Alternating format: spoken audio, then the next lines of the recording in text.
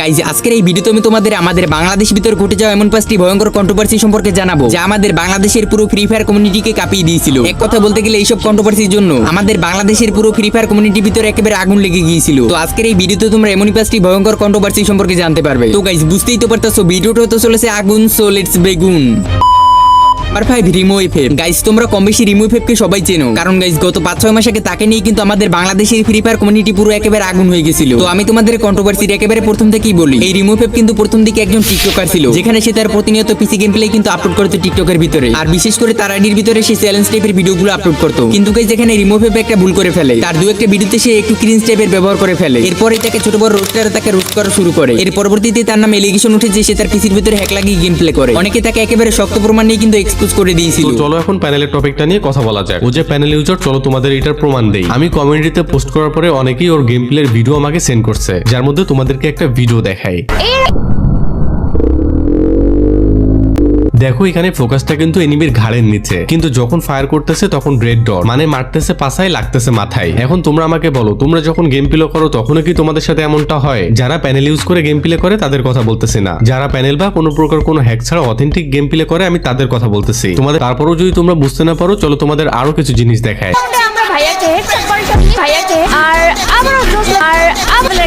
তোমরা ওর এই game platter fire বাটনের দিকে একটু লক্ষ্য করো। ফায়ার বাটন উপরের দিকে ড্র্যাগ করতেছে না নিচের দিকে টানতেছে, তারপরেও দেখো হেডশট লাগতেছে। মানে ফায়ার বাটন উপর বা নিচ যেই দিকে টানুক সেই দিকেই হেডশট। যাও তোমরা এখন গেমে ঢুকে ফায়ার বাটন নিচের দিকে টেনে একটু হেডশট মারার চেষ্টা করো, দেখো ভাই কি জীবনেও ভাই এটা সম্ভব না, তুমি পারবা না যদি তুমি প্যানেল বা হ্যাক ইউজ না করো। অডিয়েন্সরা অনেকেই কিন্তু বিশ্বাস করতে পারেনি, এর জন্য তাকে লাইভে পিসি চেক দেওয়ার জন্য ডাকা হয় এবং সে ওই লাইভের ভিতরে চলেও আসে এবং ওই লাইভ স্ট্রিমের টাইম ছিল কিন্তু 2 ঘন্টা। আর ওই 2 ঘন্টার ভিতরে একজন পিসি এক্সপার্টকে নিয়ে এসে রিমো এফএফের পিসি চেক দেওয়া হয়। প্রথম দিকে তার পিসির ভিতরে কোনো কিছু পাওয়াই যায়নি, বাট পরবর্তীতে জানা যায় যে তার পিসির ভিতরে কয়েকদিন আগেই সে উইন্ডোজ মেরেছিল। গাইস আমি তোমাদের সেই লাইভ স্ট্রিমের একটু ক্লিপ দেখাই, তাহলে তোমরা পুরো ঘটনাটা বুঝতে পারবে। ভাই লাইভ স্ট্রিম দেখান চকলেট ভাই, লাইভ স্ট্রিমে ঢোকেন। আরে ভাই সবাই কন্ট্রোভার্সি শুরু হইছে কবে? আমার এক সেকেন্ড চুপ থাক।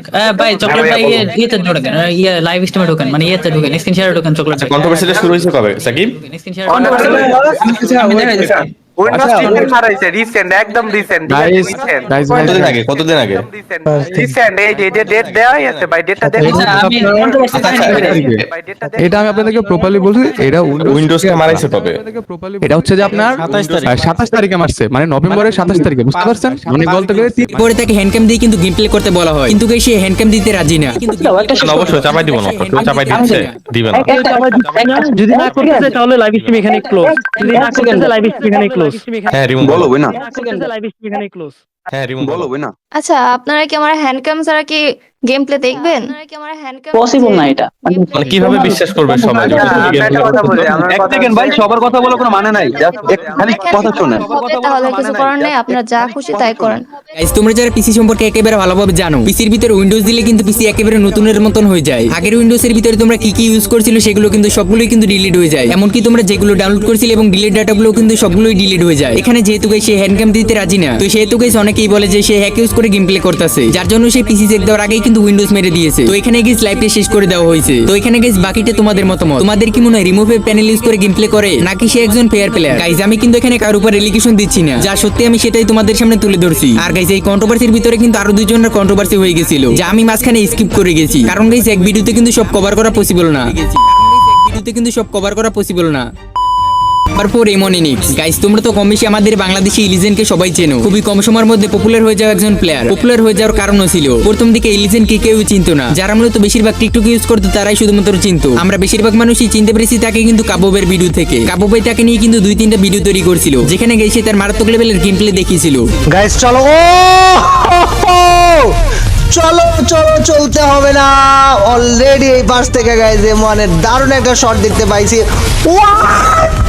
বলতে পারো কাব্য ভাই তাকে প্রমোট করে দিয়েছিল, যার জন্য গাইস আমরা কম বেশি তাকে সবাই চিনতে পেরেছি। এরপরে গাইস তার উপর এলিগেশন ওঠে যে সে স্ক্যামার, মানুষ এটাকে স্ক্যাম করে, প্যানেল ইউজ করে গেম প্লে করে। এই নিয়ে গাইস তোমরা ইউটিউবে সার্চ দিলে কিন্তু অনেকগুলো ভিডিও পেয়ে যাবে, যেখানে গাইস তোমরা দেখতে পারবে কম বেশি কিন্তু সব প্লেয়ারই তাকে এক্সপোজ করেছে, এমনকি বড় বড় রোস্টারও তাকে রোস্ট করেছে। এরপরে গাইস তার মোবাইল চেক দেওয়ার জন্য তাকে লাইভে ডাকা হয়, কিন্তু গাইস যেখানে ঘটে যায় আসল ঘটনা, তাকে নিয়ে গাইস একটা না মোট 3টা লাইভ স্ট্রিম করা হয়েছিল। বাট গাইস ওই সময় সে বিভিন্ন ধরনের অজুহাত দেখিয়েছিল। আর গাইস বাকিটি আমি আর বললাম না, তোমরা অ্যাডভান্স ভাইয়ের মুখ থেকে শুনে নাও।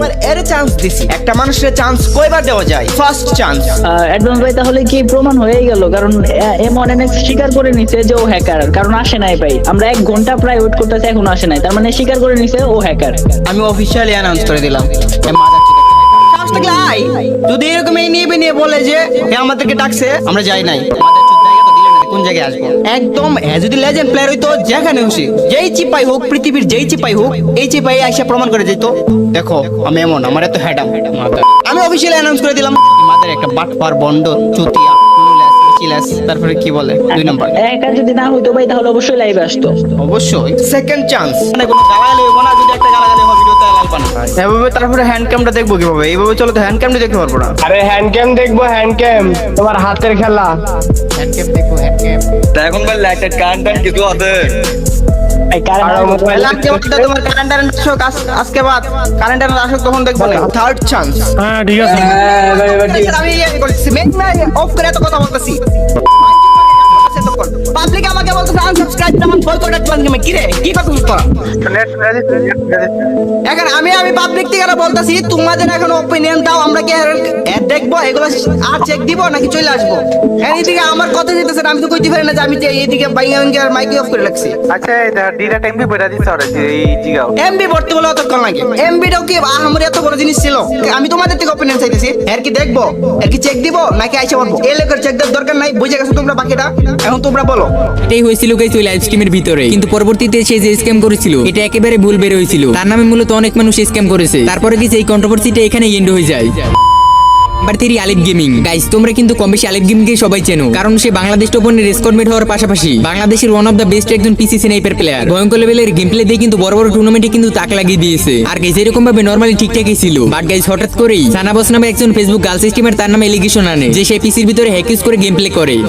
আলিফ ভাই যে সুন্দর স্নাইপার দেয় ওনাদের কাভার দেয়, না হলে এতটা সম্ভব না ওনাদের মানে যাওয়া। হ্যাঁ ওইটাই, একটা পিসি থাকলে অনেক ব্যাকআপ পাওয়া যায়, পিসিতে অনেক কিছু জানোই তো, থাক বললাম না। আমি টাকা ওয়েস্ট করি না, মাসে 5-6 হাজার টাকা দিয়ে পেইড কোনো কিছু ইউজ করে প্রো হওয়ার থেকে না হওয়াই ভালো। এসব নাম দিয়ে কি হতো ভাই? যার সাপোর্টার সে হচ্ছে একটা প্যানেল ইউজার নিয়ে খেলে, তারপরে তো সে পারে না সেটা।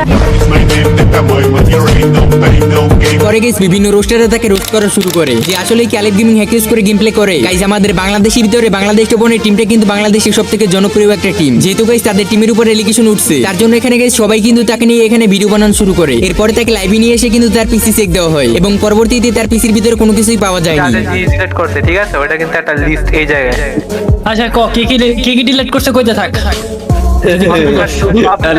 line.exe then sdxhelper.exe VPN delete করছে নাকি একটু দেখো তো। লাইভে গাইস তার পিসি চেক দেওয়ার পরেও অ্যাডভান্স গেমিং তার পিসি চেক দেয়। গাইস সেখানেও কিন্তু কোনো প্রকার প্যানেল বা কোনো কিছু পাওয়া যায়নি। এর পরবর্তীতে প্রমাণিত হয় যে সে একেবারে কিন্তু ফেয়ার প্লেয়ার। আর গাইস এই কন্ট্রোভার্সিটা কিন্তু এখানেই শেষ হয়ে যায়। বাট রোস্টেড গেমিং এবং যারা গেমিং, গাইস তোমরা কিন্তু সবাই তাদেরকে চেনো। বাংলাদেশের এক সময় জনপ্রিয় ইউটিউবারই ছিল মূলত তারা গাইস বেশি পপুলার ছিল তাদের প্র্যাঙ্ক ভিডিওর জন্য। চোখ বন্ধ করে কি আজব, এই যে ম্যাজিক দেখছেন? এটা কি করলেন? রিভাইভ করেন আমাকে। আরে আচ্ছা আপনি সেই 3 ম্যাজিক্যাল ওয়ার্ডটা বলেন, তাহলে রিভাইভ দেব, না হলে দেব না। আরে কি আজব মানুষ তো, প্রথম দেখাতেই এমন করে। আপনি আমাকে রিভাইভ করেন, নাহলে কিন্তু আমি মারাই যাব। আচ্ছা মরে যান তাহলে। আই লাভ ইউ বলেন।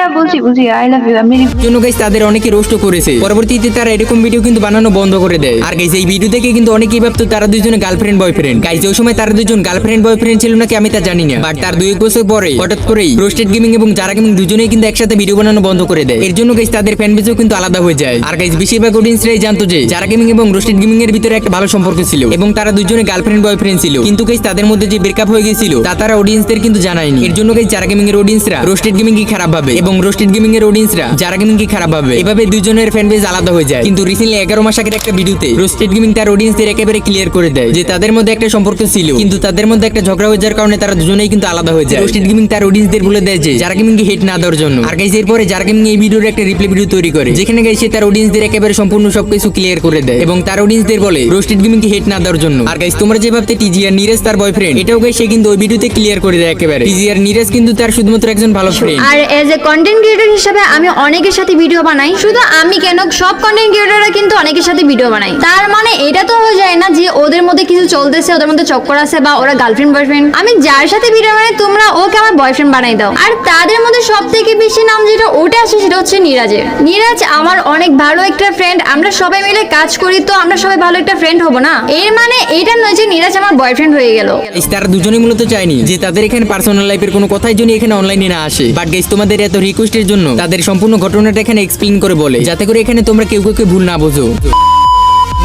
নাম্বার 1 এসে কিন্তু বিডি টোপন এবং ওবাইদুল ভাই। তো তোমরা কম বেশি সবাই জানো যে বাংলাদেশ টোপনের সঙ্গে ওবাইদুল ভাইয়ের কিন্তু একটা কন্ট্রোভার্সি ক্রিয়েট হয়েছে, যেখানে গাইস ওবাইদুল ভাই তার ভিডিওতে বলে তার হক ছিনিয়ে নেওয়া হয়েছে। বাংলাদেশ টোপন মির্জাপুর, বাংলাদেশ টোপনের টিমে প্রান্ত দাদা নামে একটা প্লেয়ার আছে, তাকে নিয়েই মূলত এই কন্ট্রোভার্সিটা শুরু হয়েছে। প্রান্ত দাদার সাথে ওবাইদুল ভাইয়ের কিন্তু ভালো একটা সম্পর্ক ছিল, কিন্তু গাইস আসল ঘটনাটা ঘটে কিন্তু এখানে টুর্নামেন্ট নিয়ে। তোমরা কম বেশি সবাই জানো বর্তমানে আমাদের বাংলাদেশি ভিতরে টুর্নামেন্টের হাইপ কিন্তু অনেক বেশি, যার জন্য গাইস বাংলাদেশ টোপনও কিন্তু একটা টিম বানিয়ে কিন্তু টুর্নামেন্ট খেলা শুরু করে। আর গাইস ওই টুর্নামেন্টের স্কোয়াডের প্লেয়ারই ছিল কিন্তু প্রান্ত। কিন্তু গাইস এখানে ওবাইদুল ভাইয়ের সাথে প্রান্তর ভালো সম্পর্ক থাকায় ওবাইদুল ভাই প্রান্তকে বলে যে তুমি আমার টুর্নামেন্ট টিমে খেলবা। আর গাইস ওবাইদুল ভাইয়ের সাথে কিন্তু দুই একটা টুর্নামেন্ট খেলেও প্রান্ত, কিন্তু গাইস তারপরে অডিয়েন্সের সব জায়গায় কিন্তু এখানে কমেন্ট করতে থাকে যে বাংলাদেশ টোপনের টিমে কামব্যাক করো। আবার অনেকে প্রান্তকে ভুল বুঝতে থাকে, এর জন্য গাইস মেবি সে পরবর্তীতে সিদ্ধান্ত নেয় যে সে বাংলাদেশ টোপনের হয়ে কিন্তু টুর্নামেন্ট খেলবে। গাইস আমি যদি তোমাদের এখানে ওবাইদুল ভাই এবং প্রান্তর সম্পর্ক বলি তাহলে বলা যায় যে ভাইয়ের মতন সম্পর্ক ছিল। এরপরে গাইস প্রান্ত ওবাইদুল ভাইকে বলে শুধুমাত্র বিয়ার র্যাঙ্ক খেলবে ওবাইদুল ভাইয়ের সাথে এবং বাকি টুর্নামেন্ট গুলো খেলবে কিন্তু রাত ভাই ওয়েটির সাথে। এরপরে গাইস ওবাইদুল ভাই ভাবে যে বাংলাদেশ টোপন প্রান্তকে ভুলভাল বুঝিয়ে কিন্তু তার টিমে নিয়েছে। এরপরে গিয়ে শুরু হয়ে যায় কন্ট্রোভার্সি। ওবাইদুল ভাইয়ের অডিয়েন্স বাংলাদেশ টোপনের অডিয়েন্সদের হেড করতে থাকে এবং বাংলাদেশ টোপনের অডিয়েন্স ওবাইদুল ভাইকে হেড করতে থাকে। এক একজন এখানে তার রিপ্লে ভিডিও কিন্তু এখানে আপলোড করা শুরু করে। আর গাইস রিসেন্টলি গতকাল তাদের লাইভে এসে কিন্তু তাদের ঘটনাটা একেবারে সমাধান করে দেওয়া হয়, যেখানে প্রান্ত বলে বাংলাদেশ টোপনের টিমে সে কিন্তু স্বেচ্ছায় এসেছে, তাকে বাংলাদেশ টোপন ফোর্স করেনি। আমার এখানে ভুল হয়েছে, আমি রিপ্লাই দিছি, কিন্তু আমাকে গালি দেওয়া হয়েছে, উল্টা পাল্টা বলা হয়েছে, তার জন্য আমি সহ্য করতে পারিনি, দেখে দিছি। এটাও আমার ভুল, আমি এটাও মেনে নিলাম। সরি, আমি আমার দিক থেকে যতটুকু বুঝাই দিছি। ওবাইদুল ভাই অডিয়েন্স উদ্দেশ্যে কিছু বলবেন, আমাদের উদ্দেশ্য না, প্রান্ত দাদার উদ্দেশ্য না। যদি বলতে চাই বলুক, বাইরের টপিক বললে মিউট করে লাস্ট কথা অ্যাডভান্স বলে দাও। আর আমার কোনো ভুল হয়ে থাকলে ওবাইদুল ভাইয়ের কাছে আমি সরি বলে নিচ্ছি। অবশ্যই টুকটাক কিছু ভুল আছে মেনে নিলাম, আমি সরি বলে নিলাম। বাকিটা এখানে যা হয়েছে সব ক্লোজ, নিজেদের মধ্যে মিল অরিক হইলো, পরবর্তীতে আমার মন নরম হইলো, তোমার মন নরম হইলো, পরবর্তীতে বোঝা যাবে। কারণ গেম এটা জাস্ট গেম, সম্পর্ক অনেক বড় জিনিস। নষ্ট অনেকে অনেক কিছু করছো, বেমানি অনেকে অনেক কিছু করছো, আমি এই বিষয়ে কিছু বলবো না, এটা ভবিষ্যতের বিষয়, আমাদের পার্সোনাল বিষয়। এই বিষয় অনলাইনে আসবে না এবং কি এর পরবর্তী কোনো বিষয় অনলাইনে আসবে না। এখন যা বলার অডিয়েন্সের উদ্দেশ্যে তুমি বলবা, না বলতে পারলে অ্যাডভান্স ভাই বইলা সেই দিয়ে দাও। আমার কথা এইটুকুই, সবাই ভালো থাকবেন। অনেক ডিস্টার্ব করলাম, অনেক সময় নিলাম, সরি, সবার সময় নষ্ট করলাম। আসি, আসসালামু আলাইকুম। আমার ভাই বেরাদার যারা আমার অডিয়েন্স আছে এবং রাদের অডিয়েন্স আছো, তোমাদের কাছে আমি সরি। এখানে এটা এই বিষয়টা এইখানেই দাফন করে দাও, এখানেই ক্লোজ করে দাও, সামনে তোমরা এই বিষয় না আগায়ও না। আমিও রাতকে খুঁচাটি ভিডিও বানাবো না, রাত বানাবে কিনা জানি না। আমার পক্ষ থেকে আমি যেটা বলে দিচ্ছি, আমি কাউকে খোঁচাখুচি করে ভিডিও বানাবো না। অডিয়েন্স তোমরা ভালোবেসে মিলেমিশে থাকো, তোমরা ঝগড়া করো না কারো কমেন্ট বক্সে। আমি তোমাদের বলে দিই, আমি কিন্তু গাইস এখানে কারোর পক্ষে না, যেটা সত্যি গাইস আমি সেটাই তোমাদের মাঝে কিন্তু তুলে ধরছি। গাইস আমি জানি না আমি তোমাদের মাঝে ঘটনাটা একেবারে এক্সপ্লেন করে বলতে পারছি না, বাট ছোটখাটো কথা কিন্তু অনেক কিছু মিস যেতে পারে, যা গাইস এক ভিডিওতে বলা কিন্তু পসিবল না। তো এখানেই তাদের কন্ট্রোভার্সিটা কিন্তু এন্ড হয়ে যায়। তো এই ছিল আজকের ভিডিওটি যখন এই পর্যন্ত দেখছো তাহলে তোমাদের কাছে কিন্তু ভিডিওটা অবশ্যই একটু হলেও ভালো লাগছে। ভিডিওটা ভালো লেগে থাকলে কিন্তু অবশ্যই ভিডিওটা একটা লাইক করে দিও, আর কমেন্ট সেকশনে কিন্তু কমেন্ট করে জানিয়ে দিও যে আজকের এই ভিডিওটা কেমন হয়েছে। তো আজকে এই পর্যন্তই, দেখা হচ্ছে পরবর্তী কোনো ধামাকাদার ভিডিও নিয়ে।